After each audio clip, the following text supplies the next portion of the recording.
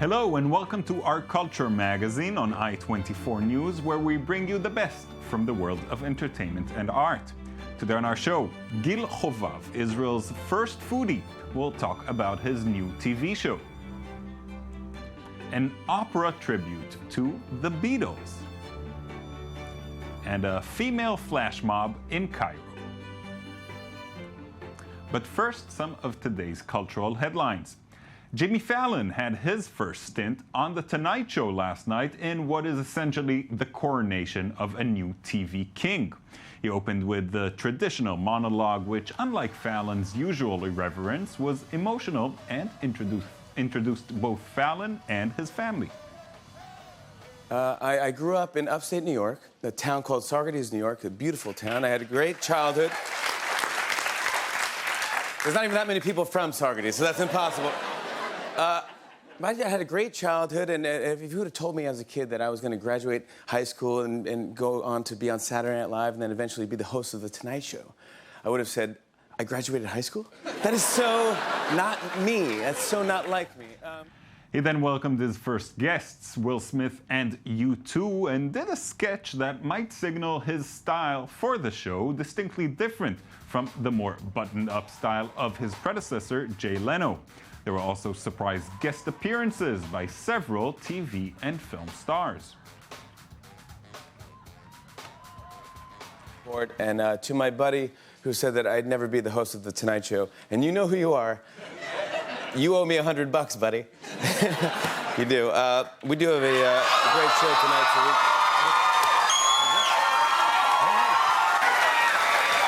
Nice you did it, buddy.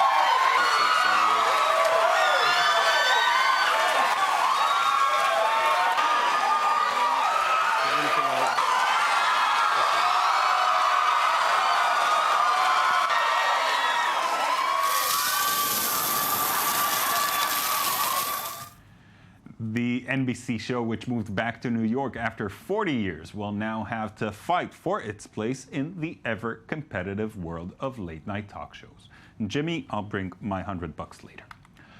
J.K. Rowling will publish the second book in her new series of thrillers starring Detective Cormoran Strike in June. The Silkworm will have the detective looking for a missing author. The towering war veteran Strike first appeared last year in the novel The Cuckoo's Calling, published under the pseudonym Robert Galbraith.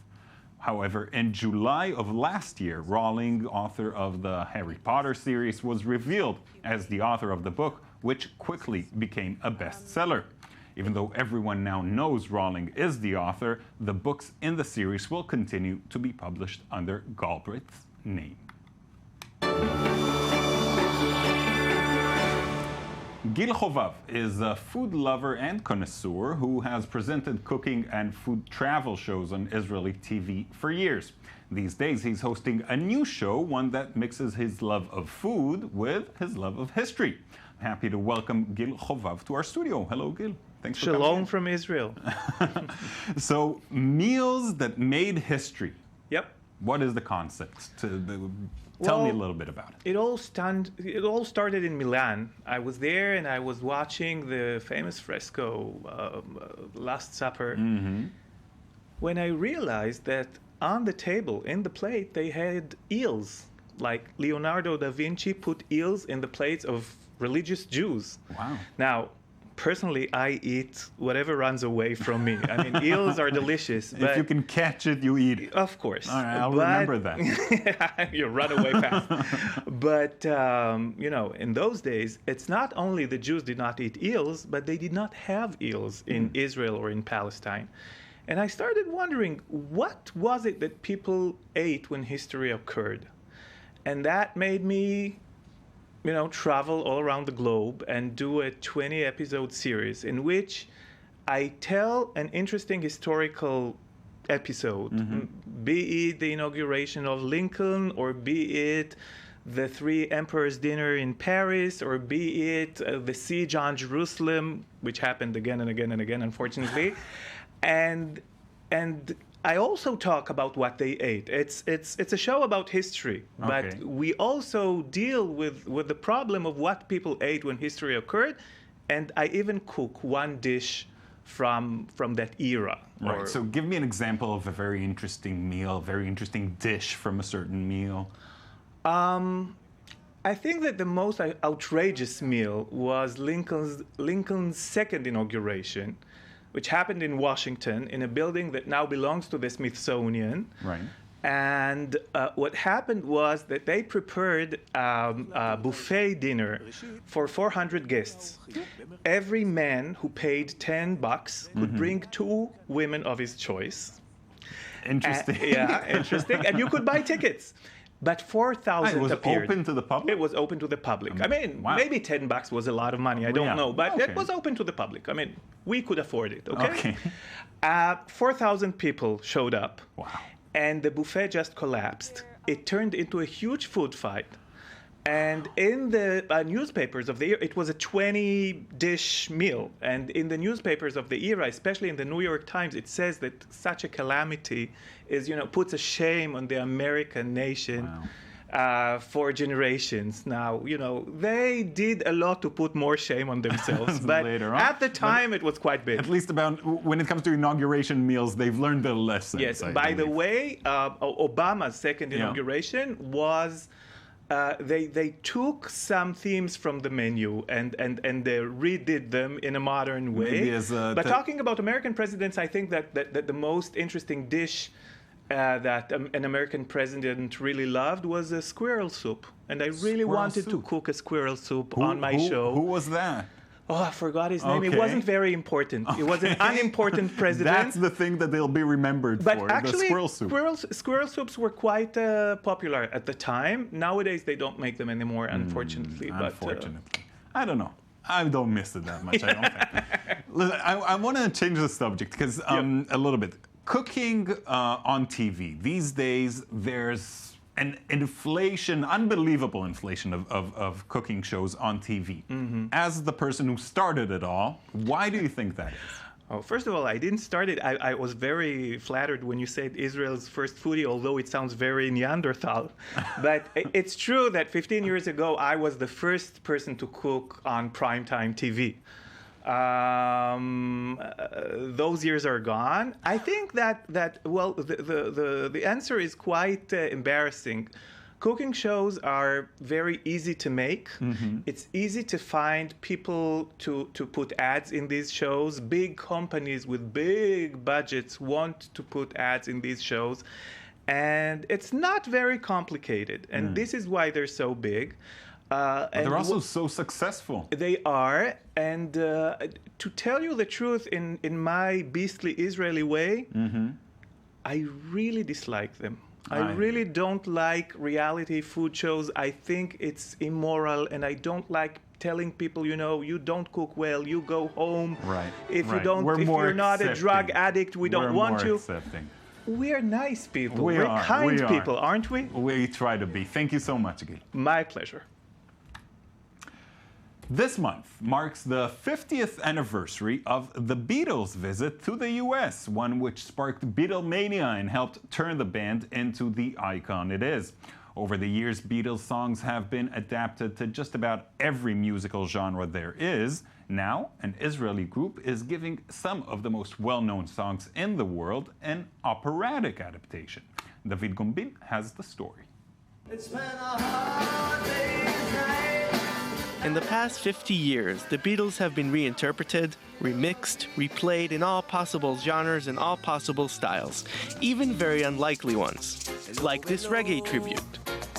Don't know why you say goodbye, I say hello. In 1994, the famous British label Trojan published a 3-CD box set which brought together the Fab Four with the best of Jamaican music. A few years later, Tito Puente, Celia Cruz, and many others gathered to put a Latin rhythm on some Beatles tunes.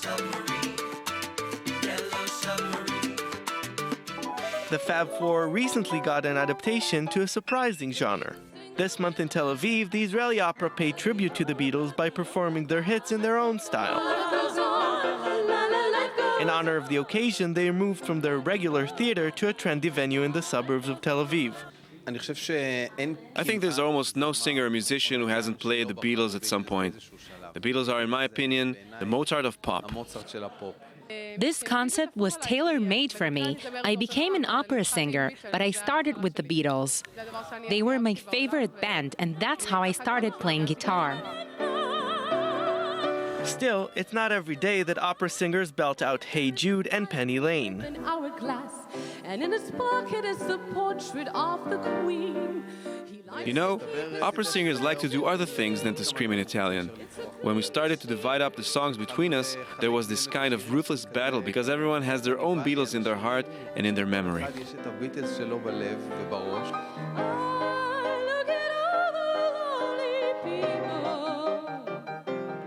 The Beatles songs are timeless, loved by both young and old, even in opera mode.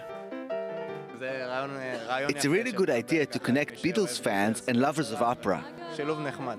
I discovered something new about the Beatles. Even in operatic style, they still sound great. But after listening to Beatles renditions in rap, classical, reggae, or Latin styles, it's still fun to go back to the originals.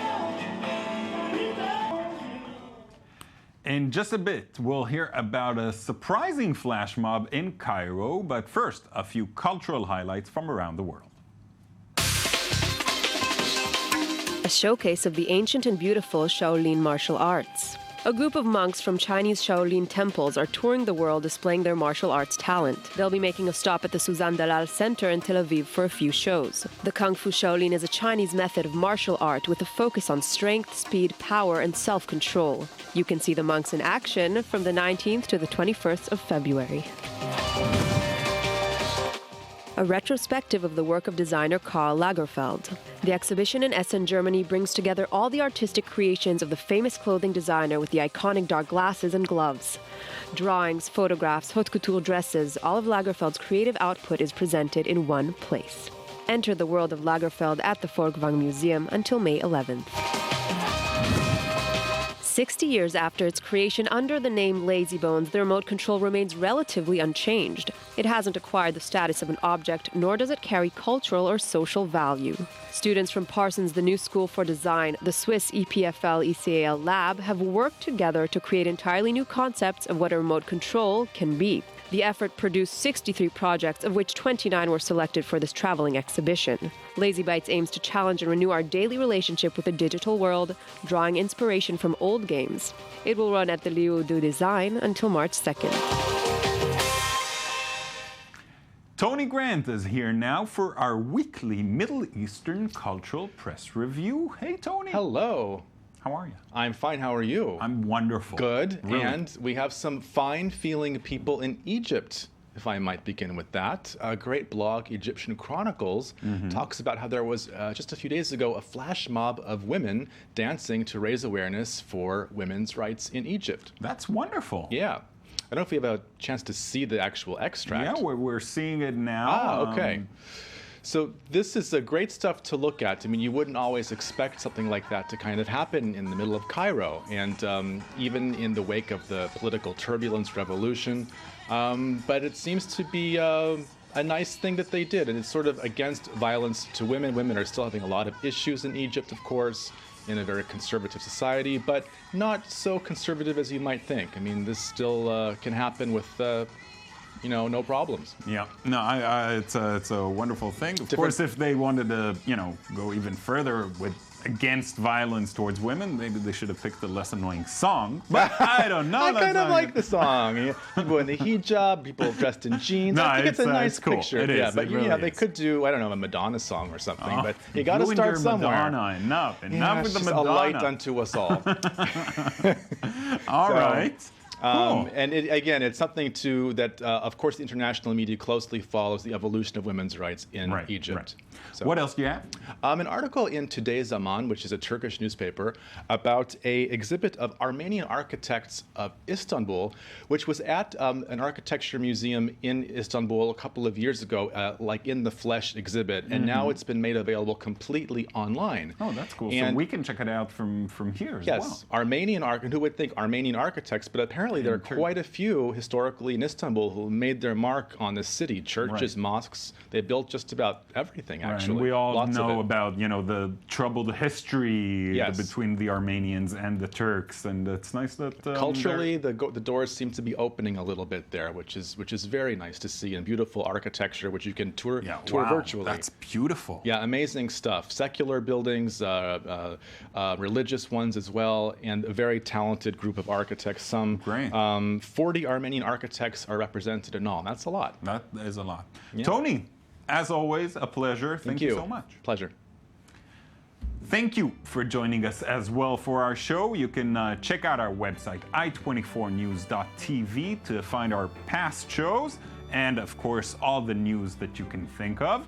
We're also on Facebook and on Twitter. You can write to us there. Let us know what you think. And be sure to join us again tomorrow. Bye-bye.